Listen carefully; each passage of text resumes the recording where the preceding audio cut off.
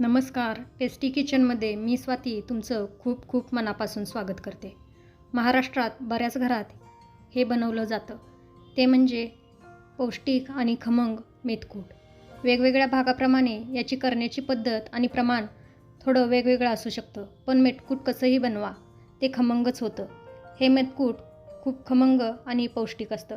तोंडी लावण्यासाठी आपण पापड, चटण्या, लोणची बनवत असतोच, तसंच मेथकूटही बनवलं जातं. हे मेथकूट भरपूर दिवस टिकतं, तसंच बनवायलाही खूप सोपं आहे. चला तर वेळ न घालवता रेसिपीला सुरुवात करूया. सगळ्यात आधी मी इथे डाळींचं प्रमाण तुम्हाला सांगणार आहे. या इथे मी 4 वाटी हरभरा डाळ घेतलेली आहे.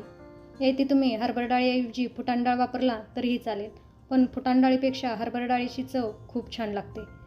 त्याचप्रमाणे मी इथे 2 वाटी इंद्रायणी तांदूळ घेतलेला आहे. तुम्हाला हवं असेल ते तांदूळ घेऊ शकता. 1 वाटी मूग डाळ, 1 वाटी तूर डाळ आणि 1 वाटी उडीद डाळ मी इथे घेतली आहे. उडीद डाळीचं थोडं प्रमाण वाढवला तरीही चालेल. 4 चमचे जिरे, 4 चमचे धने, थोडी ओली हिंग, चवीनुसार मीठ आणि मसाल्यांमध्ये अजून मी काय काय घेतले आहे ते दाखवते. 7-8 सुक्या हिरव्या लाल मिरच्या, 7-8 लवंग, 5 हिरवी वेलची, अर्धा चमचा मेथी, थोडी सुंठ, ती मी अशी ओबडधोबड चेचून घेतलेली आहे, थोडं जायफळ आणि 2 हळकुंड घेतलेलं आहे, तेही मी इथे थोडं असं मोठं मोठं वाटून घेतलेलं आहे. या इथे तुम्ही हळकुंडच्या ऐवजी हळद वापरला तरीही चालेल आणि सुंठाऐवजी सुंठ पावडर वापरला तरीही चालेल. मेथकूट करताना गहू किंवा गव्हाचा सांजाही कुठे कुठे वापरला जातो. जसं भाग बदलेल तसं मेथकूट करण्याची पद्धत वेगवेगळी असते. आता या इथे आपल्याला डाळी भाजून घ्यायची आहे. त्यासाठी गॅसवरती मी कढई गरम करण्यासाठी ठेवलेली आहे. कढई थोडी गरम झालेली आहे. आता त्यामध्ये सुरुवातीला मी हरभरा डाळ घालून घेते आणि याला खरपूस भाजून घेते. गॅसची फ्लेम एकदम लो ठेवायची आहे आणि ही हरभरा डाळ भाजून घ्यायची आहे. गॅस अजिबात मोठा करायचा नाही. लो फ्लेमवरतीच आपल्याला सर्व जिन्नस खमंग भाजून घ्यायचे आहेत. जर गॅसची फ्लेम मोठी केलात तर हे लवकर करपतील आणि आतून असे खमंग भाजले जाणार नाहीत. त्यामुळे लो फ्लेमवरतीच हे आपल्याला छान खमंग भाजून घ्यायचं आहे. हरभरा डाळ भाजण्यासाठी थोडा जास्त वेळ लागतो. या इथे आपली हरभरा डाळ छान भाजून झालेली आहे, तुम्ही बघू शकता. हरभरा डाळ भाजून झालेली आहे. आता हे मी एका प्लेटमध्ये काढून घेते. आता त्याच कढईमध्ये मी तांदूळ भाजून घेते. तांदूळ आपल्याला या तांदळाचा थोडा कलर चेंज होईपर्यंत भाजून घ्यायचा आहे. या इथे मी अखंड इंद्रायणी वापरलेला आहे. तुम्ही तुमच्याकडे असेल ते तांदूळ वापरला तरीही चालेल.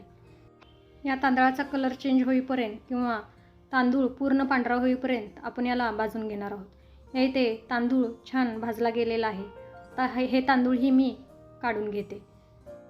याच कढईमध्ये मी तूर डाळ ही खमंग भाजून घेते. फक्त लक्षात असू द्या की गॅसची फ्लेम आपल्याला कुठेही मोठी करायची नाही. मंद गॅसवरतीच याला छान खमंग भाजून घ्यायचं आहे. या इथे आपली तूर डाळ ही खमंग भाजली गेलेली आहे. आता ही तूर डाळ ही मी काढून घेते. आता यामध्ये मी मूग डाळ आणि उडीद डाळ एकत्र घालून यालाही खमंग भाजून घेते. आता तुम्ही म्हणाल की हे सर्व आपल्याला भाजूनच घ्यायचं आहे, तर एकत्र भाजून घेतलं तर चालणार नाही का? तर नाही, कारण प्रत्येक डाळीचा आकार वेगवेगळा असतो. तसंच त्याला भाजण्यासाठी जो वेळ लागतो तोही वेगवेगळा असतो. हरभरा डाळ थोडी मोठी असते, त्यामुळे त्याला भाजण्यासाठी थोडा जास्त वेळ लागतो. त्याचबरोबर मूग डाळ आणि उडीद डाळ आकाराने छोटी असते, त्यामुळे तिला भाजण्यासाठी वेळ थोडा कमी लागतो. जर सर्व डाळी आपण एकत्र केल्या तर एखादी डाळ करपली जाईल आणि एखादी डाळ भाजणार नाही. त्यामुळे आपल्याला हे वेगवेगळंच भाजून घ्यायचं आहे. आता मूग डाळ आणि उडीद डाळ भाजून घेतलेली आहे. आता यामध्ये मी धने घालून घेते आणि या धण्यांनाही छान खरपूस भाजून घेते. असं एकसारखं हलवून यांना भाजून घ्यायचं आहे. या इथे धनेही छान भाजलेला आहे. आता यालाही काढून घेते आणि यामध्ये बाकीचा मसालाही मी याचप्रमाणे भाजून घेते. आता जिरंही मी भाजून घेते. जिरे भाजण्यासाठी आपल्याला जास्त वेळ लागत नाही. अगदी एखाद्या मिनिटामध्ये हे जिरे छान भाजून होतात. जिरे छान फुललेले आहेत आणि याचा सुवासही खूप छान येत आहे. आता हेही मी काढून घेते आणि यामध्ये मी जो आपला बाकीचा राहिलेला मसाला आहे त्यातील फक्त मिरची बाजूला ठेवते आणि बाकीचा सर्व मसाला यामध्ये घालून यालाही छान परतून घेते. या मसाल्यांबरोबरच मिरची घातली तर मिरची करपू शकते.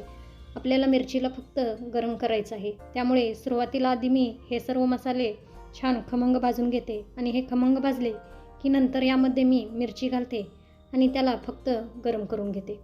तर हे छान मी भाजून घेतलेलं आहे. आता यामध्ये मी आपल्या सुक्या लाल मिरच्या घालून घेते आणि याला फक्त थोडाच वेळ गरम करून घ्यायचा आहे. याला जास्त वेळ भाजून घ्यायचं नाही. मिरच्या जर जास्त वेळ भाजल्या गेल्या तर त्या करपतील व त्याचा कलरही चेंज होईल. या इथे मी फक्त मिरच्या गरम करून घेतलेल्या आहेत. तुम्ही मिरचीऐवजी मिरची पूड वापरला तरीही चालेल, पण असं मिरची घातल्यामुळे मेथकूटला खूप छान चव येते. मी अगदी याला थोडाच वेळ गरम करून घेतलेला आहे. आता हे सर्व मी काढून घेते. आता यामध्ये मी खडे मीठ घेतलेलं आहे ते थोडं गरम करून घेणार आहे. जर तुम्ही बारीक मीठ घेणार असेल तर गरम करण्याची गरज नाही, पण मी खडे मीठ घेतलेलं आहे त्यामुळे याला मी एखाद दुसरा मिनिटभर गरम करून घेणार आहे. आता हे मी थोडं गरम करून घेतलेलं आहे हे काढून घेते आणि यामध्ये मी जी ओली हिंग घेतलेली होती तीही थोडा वेळ परतून घेणार आहे. जर तुम्ही खडा हिंग वापरणार असाल तर नाही परतली तरीही चालेल. मी इथे ओली हिंग घेतलेली आहे त्यामुळे याला मी थोडं परतून घेत आहे. ओली हिंग घेतली तर या मेथकूटला खूप छान चव येते. आता हेही मी काढून घेते. या इथे आपले सर्व जिन्नस भाजून झालेले आहेत, तुम्ही बघू शकता. आत्ताच हे किती छान दिसत आहेत तुम्ही बघू शकता. आता याला मी थंड करते आणि गिरणीमधून दळून आणते.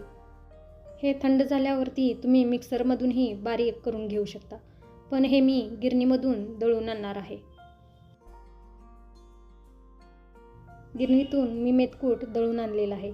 दळून आणल्यानंतर मी याला चाळून घेतलेलं आहे. एकदम बारीक असं याला पण दळून आणायचं आहे. किती छान आपला मेथकूट दिसत आहे तुम्ही बघू शकता. कलरही एकदम सुरेख आलेला आहे. तसंच चवीलाही एकदम खमंग असा झालेला आहे. गरम गरम तूप भात आणि मेथकूट तर एकदम जबरदस्त लागतं. हे मेथकूट तुम्ही हवाबंद डब्यामध्ये ठेवला तर बरेच दिवस टिकतो. असा मेथकूट तुम्हीही घरी बनवा आणि मला कमेंटमध्ये नक्की सांगा. रेसिपी आवडली असेल तर लाईक आणि शेअर करायला विसरू नका. तसंच टेस्टी किचनला अजून सबस्क्राईब केला नसेल तर प्लीज सबस्क्राईब करा. वेळात वेळ काढून ही रेसिपी बघितल्याबद्दल खूप खूप धन्यवाद. परत भेटू अशाच एका पौष्टिक रेसिपीसोबत. तोपर्यंत मस्त खा, टुमटुमीत राहा. Bye bye.